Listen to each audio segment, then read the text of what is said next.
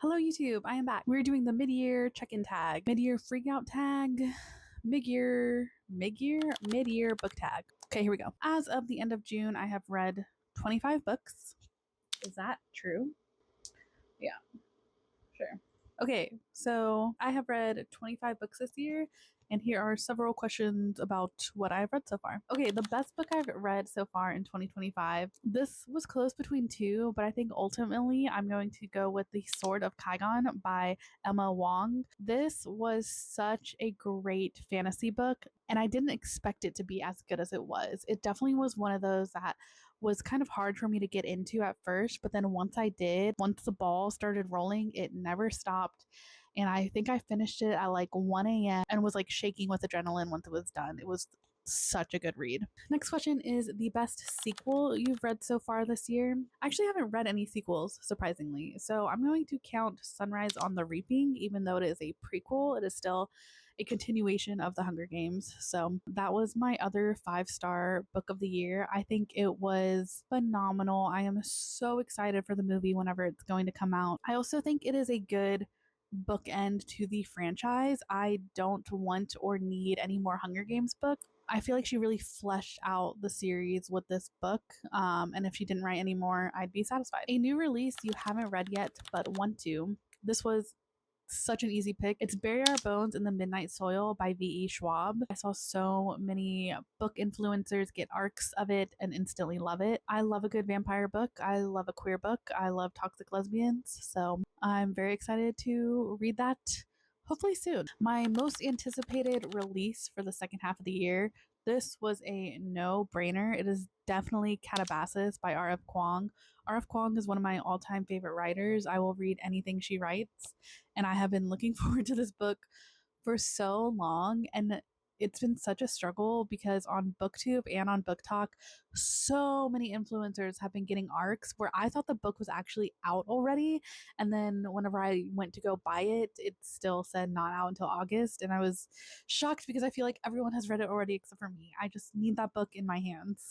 Okay, your biggest surprise this year. This is like I'm very conflicted about this one. My biggest surprise this year is the play that I read, The Last Days of Judas Iscariot by Stephen Adly Gurgis. I have ranted about this on TikTok and YouTube, I'm pretty sure already, but this is a surprise for me because I read it because when I was in high school a while ago, my high school theater put it on and I remembered enjoying it. And because of my hyperfixation on Jesus Christ Superstar, I just wanted more Story of Judas content. And so remembered the play from high school and wanted to go back and re-experience that story. This was the biggest surprise because I have no idea how a public high school in Texas put on this play. It is so like racially charged while trying to be modern, but it is also so interesting when it comes to the moral questions of Judas and who gets into heaven and who doesn't. I like loved and hated it at the same time. It's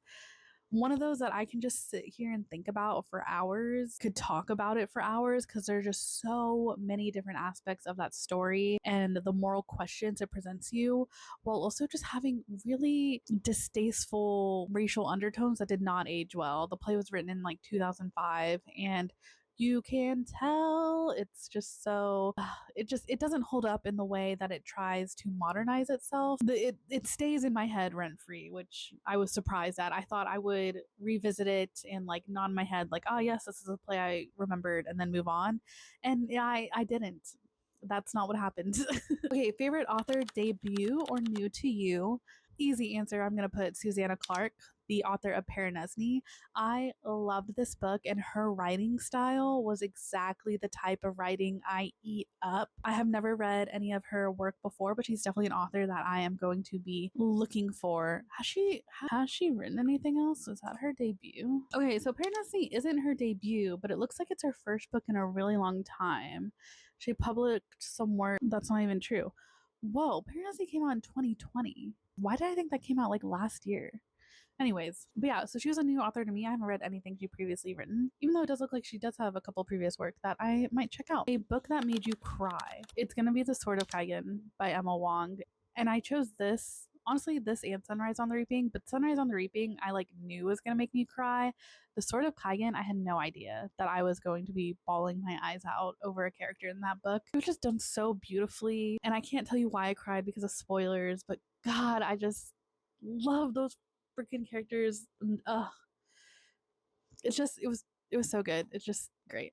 A book that made you happy. That's gonna be Save Your Date by Alison Raskin. One of the few romances I've read this year. This was just a good rom-com. The conflict was understandable and not annoying, and I just love Alison Raskin's writing. I've followed her on the internet for many years, and I think she's just funny.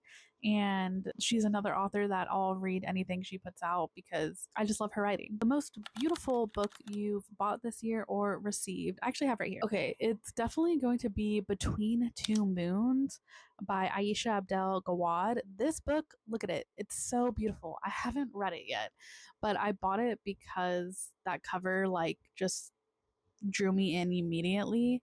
And I am looking forward to reading it eventually, but like the colors, the text, just all I think are so beautiful. What books do you need to read by the end of the year? Dude, definitely my audiobook, The Mask of Fear, the first book in the Reign of Empire series. It's a Star Wars book. I've been listening to the audiobook for like 2 months now, and I want to finish it. Like, I'm going to finish it. It's just taking a long time because it is a very long book, and I have to be really in the mood for audio, or I have to be like doing something, or I have to be like out walking to listen to an audiobook, and it's been like 100 degrees, so I have not been outside walking. So I will get to it and I will finish it eventually. How many 5 stars have I read this year? I've only read 2, and I've already talked about both of them. It's The Sword of Kaigen and Sunrise on the Reaping. Not much more to say. Both great books, both easy 5 stars. What books do you want to reread this year? Okay, so I actually want to reread the Locked Tomb series because I've read the first 2 books, but I have not read the third, even though I own it on my Kindle. And I want to reread the first 2 books because it's been so long since I read them. I know going into the third one, I'm going to completely forget. I know this is a series that you have to have the story and character names freshly in your mind to understand what's going on. So definitely want to reread the Locked Tomb series this year so that I can finally finish it. A book you enjoyed with mixed reviews. Okay, this one was actually really surprising to me. It's A Great Big Beautiful Life by Emily Henry. I loved this book, and I was shocked to get on TikTok and see that people didn't like it. I feel like it's very polarizing. Like either you loved it or you didn't like it at all, and I was so shocked by that. I think it might be my second favorite Emily Henry book because I just really loved the characters and the romance, and I guess I can understand why like the B plot of the heiress's story wasn't that interesting, but I thought it was, and I liked how it all tied together. I think my only gripe with the book was that I feel like it ended too quickly. I would have liked a little more time with the characters. But overall, I really enjoyed it, and I was so shocked to see that it got mixed reviews. Oh, man, this video is going to come out so much shorter than I expected it to be. Anyways, that was my mid-year check-in tag. I will hopefully be back to my schedule of uploading 2 videos a month, and I will see you next time. Don't forget to like, comment, and subscribe. Bye!